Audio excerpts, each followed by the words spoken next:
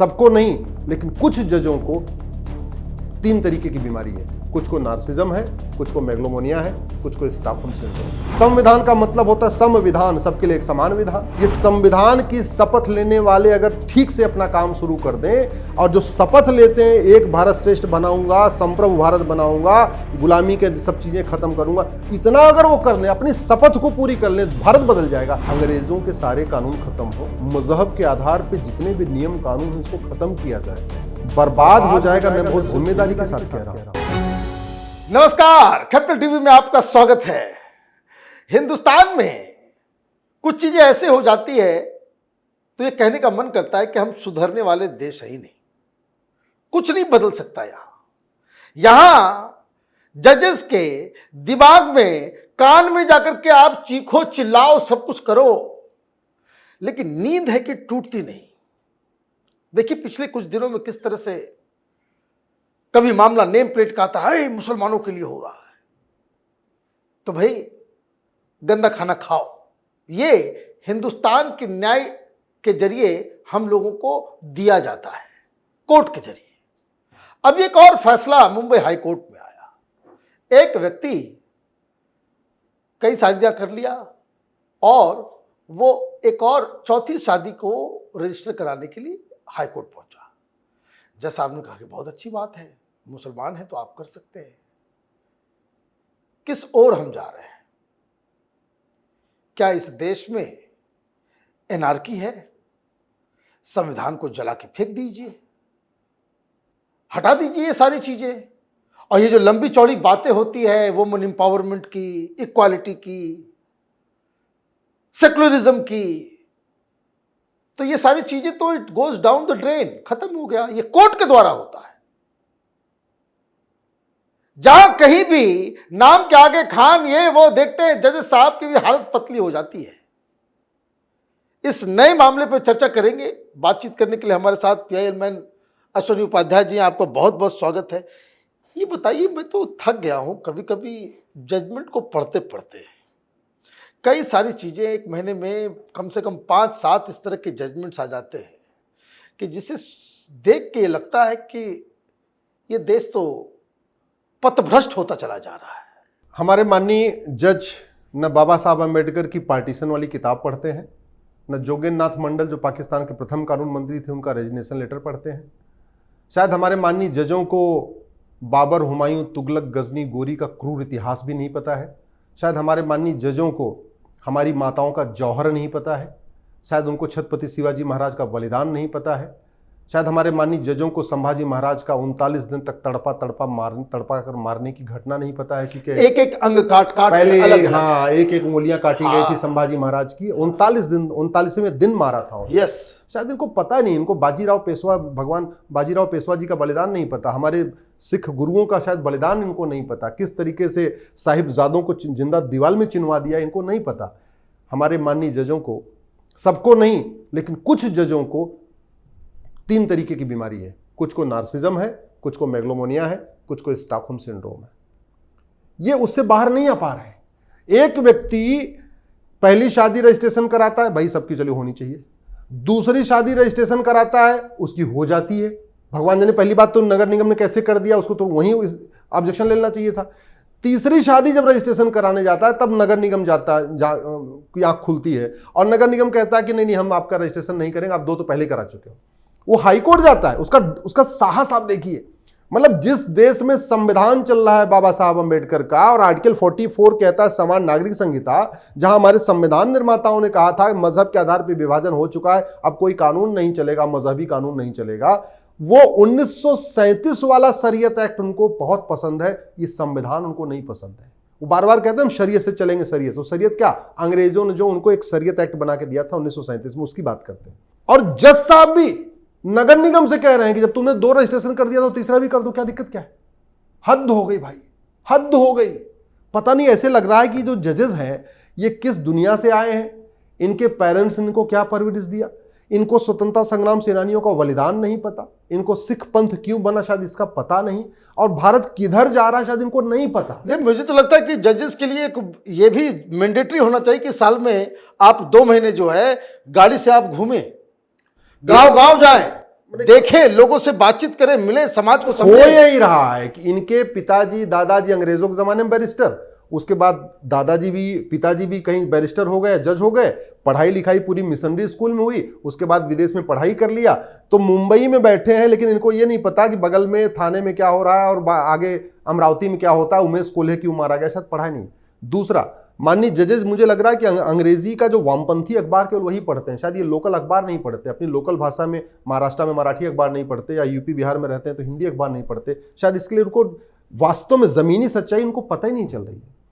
एक तरफ कह रहे हैं भारत में संविधान है, संविधान का मतलब होता है संविधान, सबके लिए एक समान विधान, यानी एक देश एक विधान, और इस मामले में तो आर्टिकल 44 में साफ साफ लिखा हुआ है सबके लिए समान नागरिक संहिता। अरे भैया, आपके पास इतनी पावर है, हाई कोर्ट सुप्रीम कोर्ट के जजों के पास बहुत पावर है, संविधान ने दिया हुआ है। संविधान निर्माताओं ने इसलिए दिया था कि जितनी गलतियां होंगी सब ठीक करेंगे, उन्होंने इसलिए थोड़ी हाई कोर्ट सुप्रीम कोर्ट जजों को पावर दे दिया था कि जो पहले से चला रहा है उसको कंटिन्यू करना, आप मुगलों की कुरीतियों को आगे बढ़ाना, कुप्रथाओं को आगे बढ़ाना, इसलिए थोड़ी दिया था। उनको कहा कि मुगलों की कुरीतियों को खत्म करना, कुप्रथाओं को खत्म करना, गुलामी की चीजों को खत्म करना, भारत को एक स्वतंत्र और संप्रभु राष्ट्र बनाना, इसलिए हाई कोर्ट और सुप्रीम कोर्ट के माननीय जजों को इसमें पावर दी गई। इसलिए कहा गया भाई आर्टिकल 226 में जाओ, 32 में जाओ। दुर्भाग्य आप देखिए, वो जज साहब कह रहे हैं कि ठीक है, 2 तो कर ही लिया है ना, तीसरे में करने का है, और फिर कह रहे हैं 1937 का शरीयत एक्ट अलाउ करता है। अरे एक बार आप सरकार को, केंद्र सरकार को नोटिस जारी करते और ये पूछते, ये भाई ये स्वतंत्र भारत में 21वीं सदी में क्या हो रहा है, 2024 में क्या हो रहा है, लड़कियों की संख्या लड़कों से पहले ही कम है, 1000 लड़के पे 930 लड़कियां पैदा हो रही हैं, 70 लड़के तो ऐसे ही कुंवारे रह जाते हैं। अब कोई व्यक्ति अगर 2 शादी 3 शादी 4 शादी करेगा तो फिर तो और लड़के और कुंवारे हो जाएंगे अगर यही चलता रहा तो। अगर 1000 पे 930 है, अगर हम करीब 50 लोगों ने भी अगर 2-3 शादी कर लिया तो फिर तो कुंवारे और भी ज्यादा बढ़ जाएंगे, तो समस्या कहां से आएगी। इसलिए कहता हूं कि माननीय सुप्रीम कोर्ट के जज और हाई कोर्ट के जज शायद अपनी शपथ को पढ़ते ही नहीं। मैं कई बार कह चुका हूं कि माननीय सुप्रीम कोर्ट के जजों को जो शेड्यूल 3 में उनकी शपथ है, एक बार उनको पढ़ना चाहिए, प्रतिदिन एक बार सुबह पढ़ के तब जाना चाहिए कोर्ट में। शपथ क्या लिया है? मैं देश की संप्रभुता को मजबूत करूंगा, मैं देश की एकता अखंडता को मजबूत करूंगा, मैं भारत को एक संप्रभु राष्ट्र बनाऊंगा, ये शपथ लिया हुआ है। लेकिन जो उनका एक्शन है वो संप्रभुता, एकता, अखंडता की तरफ आगे नहीं जा रहा है। जब एक देश एक कानून होगा तभी तो भारत एक भारत श्रेष्ठ भारत बनेगा, तभी तो भारत संप्रभु बनेगा। और हो क्या रहा है? और यूनिफॉर्म सिविल कोड से कौन सा पूछना चाहिए था? सरकार से पूछना चाहिए था, महाराष्ट्र सरकार से पूछना चाहिए, केंद्र सरकार से पूछना है। बताओ यूसीसी का ड्राफ्ट किस दिन आएगा? बताओ आप, कब तक आएगा? क्यों नहीं आ रहा? और अपनी पावर यूज करते बोल देते भैया आज के बाद ये मामला नहीं चलेगा, 2 शादी बंद, नहीं चलेगा। हमने चैलेंज किया हुआ है सुप्रीम कोर्ट में, हमने सुप्रीम कोर्ट में 4 शादी भी चैलेंज किया है, हलाला भी चैलेंज किया है, मुताह भी चैलेंज किया है, मिस्यार भी चैलेंज किया है, तहर्रुस भी चैलेंज किया है। हमने सुप्रीम कोर्ट में दारुल कज़ा चैलेंज किया था। दारुल कज़ा जानते हैं आप? इन्होंने हर तहसील में अपनी अलग कोर्ट है, अलग कोर्ट है, और वहां काजी बैठता है, वो काजी मुकदमों का फैसला करता है। ये सुप्रीम कोर्ट के जजेस के मुंह के ऊपर तमाचा है। ये पैरेलल में पूरा पैरेलल जुडिशरी चल रही है, और यहां सब लोग चुपचाप देख रहे, गांधी जी के बंदर बनकर के ना देखते हैं, ना सुनते हैं, ना जानते हैं।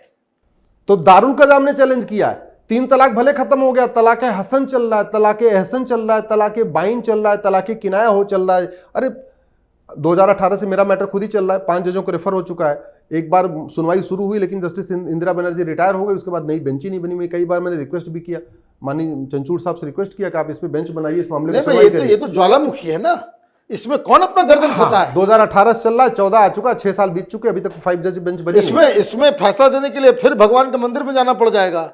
मैं यही तो कह रहा हूं कि ये माननीय जजेस ना, शायद इनको समझ में नहीं आ रहा है भारत किधर जा रहा है। 90,000 बच्चे रोज पैदा हो रहे हैं, जनसंख्या विस्फोट हो रहा है, 10,000 हिंदुओं का धर्मांतरण पर डे हो रहा है, 5 करोड़ से ज्यादा घुसपैठी आके बैठ चुके हैं, बॉर्डर की 300 तहसील की 100% तहसीलों की डेमोग्राफी बदल चुकी है, 800 जिलों में से 200 जिलों की डेमोग्राफी बदल चुकी है, 6000 तहसील में से 1500 तहसीलों की डेमोग्राफी बदल चुकी है। लेकिन मुझे लग रहा है ये आंकड़े शायद माननीय जजों को नहीं पता। अगर उनको पता होता तो कहते खबरदार, 1 से ज्यादा शादी अलाउ नहीं है, जो तुमने दूसरा अलाउ किया है ये गलत है, कानून एक होगा। अरे अगर हिंदू दूसरी शादी करे तो 7 साल की सजा, तो मुसलमान दूसरी शादी करे तो उसको कैसे? भैया ये सब कहते हैं भारत चलेगा संविधान से, और दूसरी तरफ फैसला दे रहे हैं कि भारत में चलेगा कुरान से। ये भारत कुरान से चलेगा क्या? भारत बाइबल से चलेगा क्या? उसी से चलवा ही रहे हैं। यही फैसला मुंबई हाईकोर्ट का है। मैं ये भाई यही तो कि आप शरिया के हिसाब से चलाएंगे। हाँ। संविधान को जो है उठा करके कूड़े में डाल दीजिए। मनीष जी, इसका समाधान एक ही है, अंग्रेजों के सारे कानून खत्म हो, मजहब के आधार पे जितने भी नियम कानून हैं इसको खत्म किया जाए। बर्बाद हो जाएगा, मैं बहुत जिम्मेदारी के साथ कह रहा हूं। बर्बाद कितने देश हो गए। अफगानिस्तान हिंदू राष्ट्र 1805 में पंडित नंदराम टिक्कू प्रधानमंत्री, वो खत्म छोड़ होगा दीजिए, नहीं। लेबनान जहां अभी बवाल मचा हुआ, क्रिश्चियन मेजोरिटी स्टेट था, यही गुपचुप गुपचुप सेकुलरिज्म का कीड़ा काटा है, वहां के क्रिश्चियंस को आज वहां पे रह नहीं पा रहे हैं। ये मैं कहता रहा हूं, ईस्ट बंगाल बांग्लादेश बन गया कि नहीं बन गया, और बांग्लादेश में क्या क्या स्थिति हो रखी है। अपना पाकिस्तान, वेस्ट पंजाब पाकिस्तान बन गया, पाकिस्तान में क्या स्थिति हो रखी है, शायद ये समझ में नहीं आ रहा है इनको। जो कहते हैं नार्सिज्म, मेगलोमोनिया और स्टॉकहोम सिंड्रोम, ये जो 3 गंभीर बीमारियां हैं, ये बीमारियां धरातल पे क्या हो रहा है समझने नहीं दे रही हैं।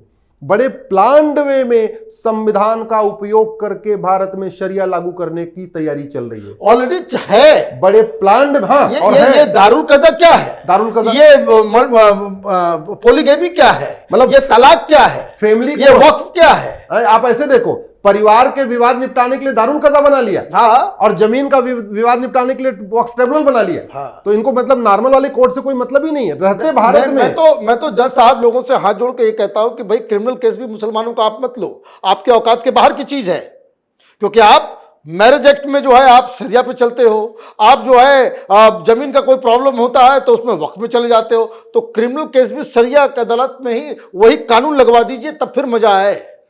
ये तो मैं पहले भी कई बार कह चुका हूं कि भैया ऐसे नहीं चलेगा, मीठा मीठा गप कड़वा थू, ये नहीं चलेगा। तो शरिया के हिसाब से क्रिमिनल एक्ट हो, जब लगे चोरी करो तो हाथ कटे, तो फिर मजा आए ना। नहीं, वो नहीं चाहिए, वो नहीं चाहिए, वो नहीं चाहिए, वो नहीं चाहिए। वहां इस्लाम, उसमें मुसलमान नहीं बनना। नहीं, बैंक का ब्याज भी लेना है, मुफ्त की सारी योजनाएं लेनी है।